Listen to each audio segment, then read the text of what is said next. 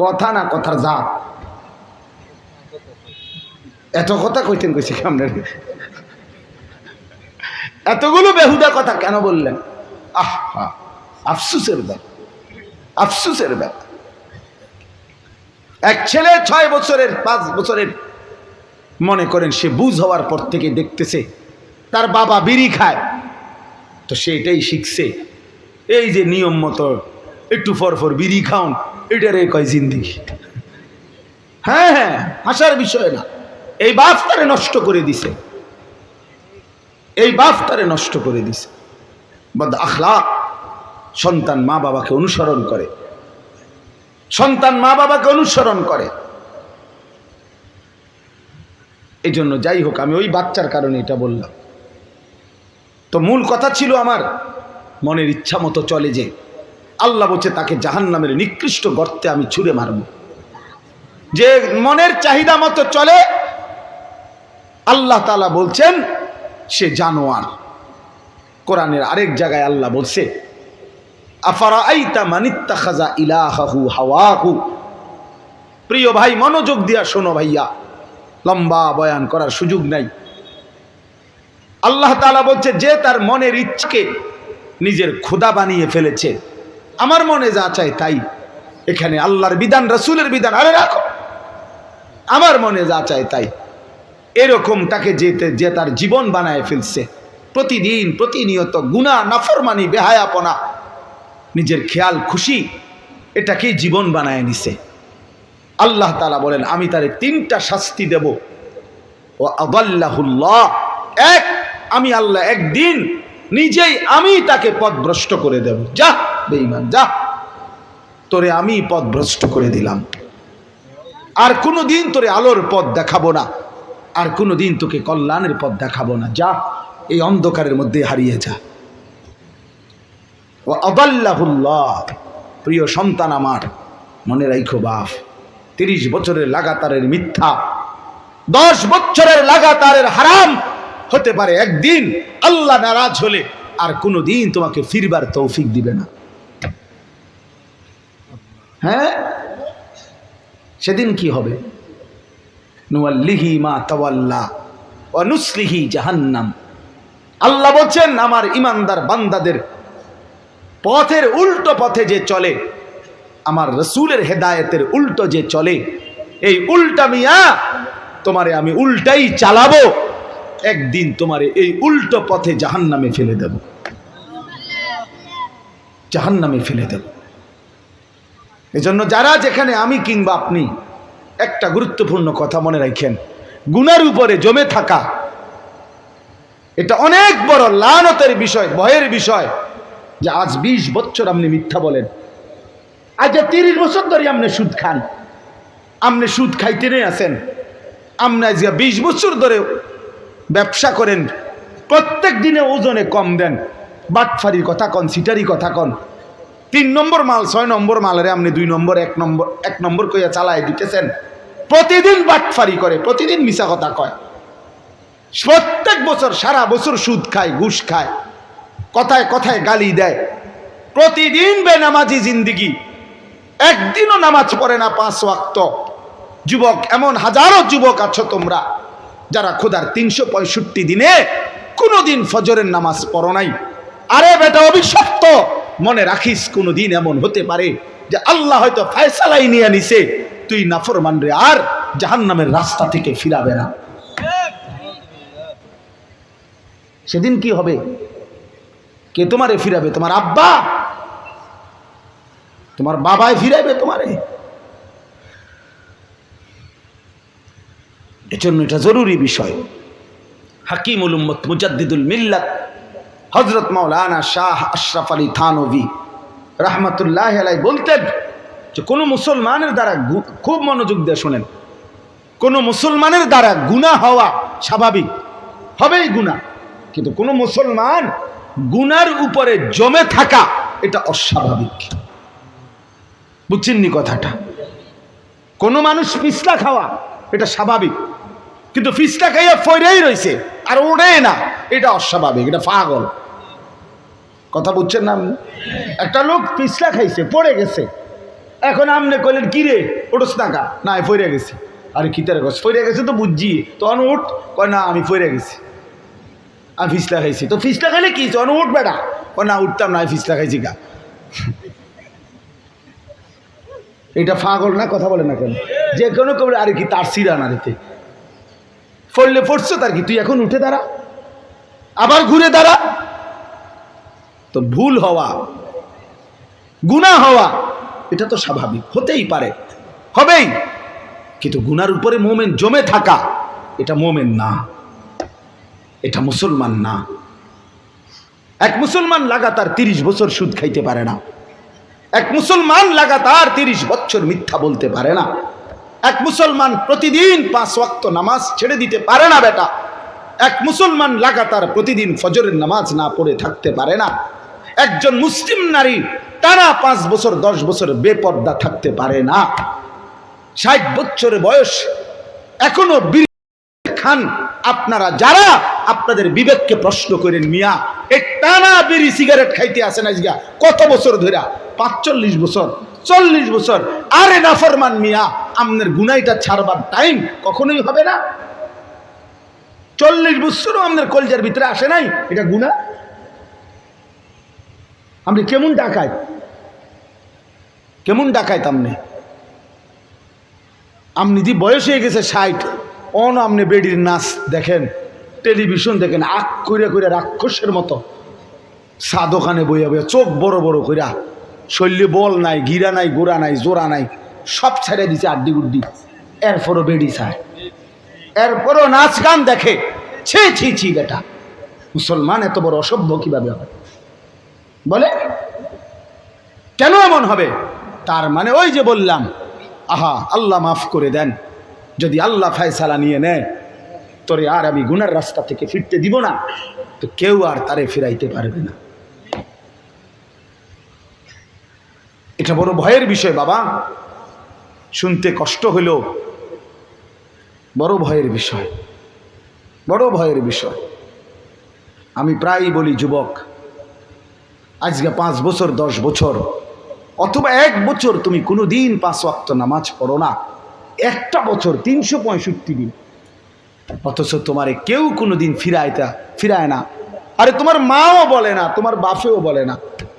ছেলেরা আমার কথা মনে রাখো বাবা, এ কেমন অভিশপ্ত তোমার জীবন যে তোমার মা বাপ জীবিত, তুমি মুসলমানের ঘরে ঘুমাও, অথচ তোমারে আর ফজরের নামাজের জন্য কেউ ডাকে না, আপন মা বলে না, বাবা বলে না। এত বড় অভিশপ্ত কেমনে হইলি বেটা? এত বড় লানত তোর উপরে পড়লো কেন যে আজ তোমাকে কেউ ডাকে না, কেউ তোমাকে ফিরাইবার চেষ্টা করে না? মূল কারণ হলো আল্লাহ তাআলার রহমের দৃষ্টি যখন কারোর থেকে সরে যায় তো গোটা সৃষ্টি তাকে ঘৃণা করে, ঘৃণা করে, ঘৃণা করে বেটাকে, তাকে ঘৃণা করে, গোটা মখলুক তাকে ঘৃণা করে।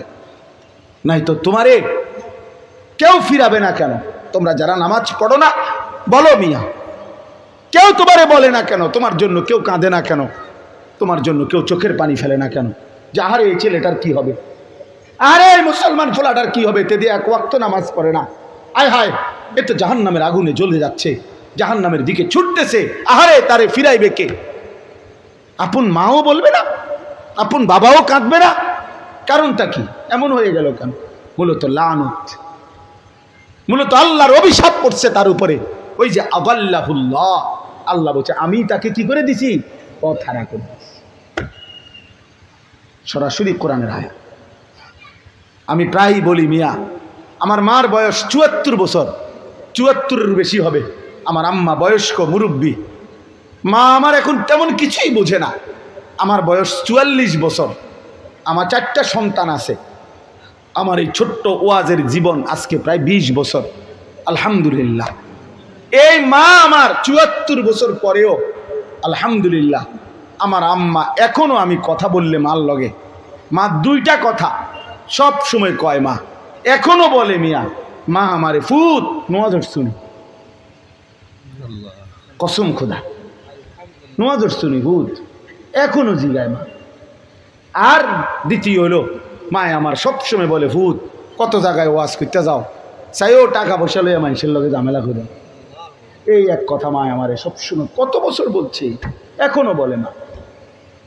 ৭৪ বছর পরেও মা আমার ৪৪ বছরের সন্তান, যার 4টা বাচ্চা আছে, বেটা তাকে এখনো মা নামাজের কথা জিজ্ঞেস করে। আর তোর মাত্র 16 বছর বয়স, তোর 18 বছর বয়স, নাফরমান, তোরে আর কেউ নামাজের জন্য ডাকে না। এত বড় অভিশপ্ত তোর জীবন হলো কেন? কেন হলো বেটা? তোর উর্ফে খোদার এত বড় লানত পড়লো কেন? তোরে আল্লাহ এত নারাজ হলেন কেন? কারণ একটাই, অব্যাহত গুনাহ। কি? চলমান গুনাহ, গুনার উপরে জমে থাকা, ধারাবাহিক গুনাহ। নারী দেখতেছো তো প্রতিদিন, উলঙ্গ নাচ দেখো প্রতিদিন, জিনা ব্যভিচারের আড্ডায় ঘুরছো প্রতিদিন, সারা রাত নর্তকীর ছবি দেখো। তোর উপরে লানত পড়বে না তো কার উপরে পড়বে? এজন্য সব সময় মনে রাখবেন, আল্লাহ বলছে আদাল্লাহুল্লাহ, আল্লাহ বলছে এই বান্দা, মনের ইচ্ছা মতো যদি লাগাতার চলতে থাকো, একদিন আমি তোমাকে পথভ্রষ্ট করে দেব। যা যা বেটা। কালবি, 2 নাম্বার শাস্তি হলো, আল্লাহ বলেন আমি তার কানে এবং অন্তরে মোহর মেরে দেব। খতম। ওয়াজাআলা আলা বাসারিহি গিশাওয়া, 3 নাম্বারে হলো আমি তার চোখের সামনে পর্দা ফেলে দেব। তা আর কি রইল? কানে মোহর মেরে দিছে, অন্তরে মোহর মাইরা দিছে, চোখের সামনে পর্দা ফেলে দিছে, পথভ্রষ্ট করে দিছে, পথ হারা করে দিছে। এবার আর তার রয়েছে কি? বলে না ভাইয়া, কি রয়েছে? কিচ্ছু না। আল্লাহ কোরআনে ডাইরেক্ট বলছে ফামান ইয়াহদিহি মিন বাদিল্লাহ, এর পরের শব্দ আল্লাহ বলছে এবার বলো না, এইবার এই নাফরমানকে আমি আল্লাহ বাদে কে হেদায়েত দিবে? তারে জিগা, তোর কোন আব্বা তোরে হেদায়েত দিবে? হুজুর কুমিল্লাতে আনছে, হুজুর চাঁদের দেশে থেকে আনলো তো হইতো না, হুজুরের বাপের ক্ষমতা হতো নাই তোমার হেদায়েত দাও। কথা বলেন না কেন? বক্তা বক্তা বদলাইতে বদলাইতে মনে করেন একবারে চাঁদের দেশের থেকে বক্তা আনছে, ট্রাকে কইরা মনে করেন বক্তা ইন্ডিয়ানে হতাইছে মনে করেন। কিন্তু আসমানওয়ালার যদি ফয়সালা না থাকে, বক্তা বদলাইয়া কি লাভ? হ্যাঁ, আমি আইলাম না, আরো বড় হুজুর আইলো, একের মঙ্গল গ্রহের থেকে হুজুর আইছে মনে করেন, বিরাট হুজুর, 30 হাত লম্বা হুজুর আনছে। লাভ হইছে কি? মালিক বলে আমার ফয়সালা নাই তার ব্যাপারে, তুই কিত্তা শিক্ষার। নাউযুবিল্লাহ। ফামান ইয়াহদিহি মিন বাদিল্লাহ, বলো না বান্দা আমি আল্লাহ বাদে এবার তাকে কে হেদায়েত দিবে? আফালা তাযাক্কারুন, তবু কি বান্দা উপদেশ গ্রহণ করবা না? আল্লাহ জানতে চাইছে, তবু কি ভয় পাবা না বান্দা? তবু কি নাফরমানির জিন্দেগি ছেড়ে দিবা না?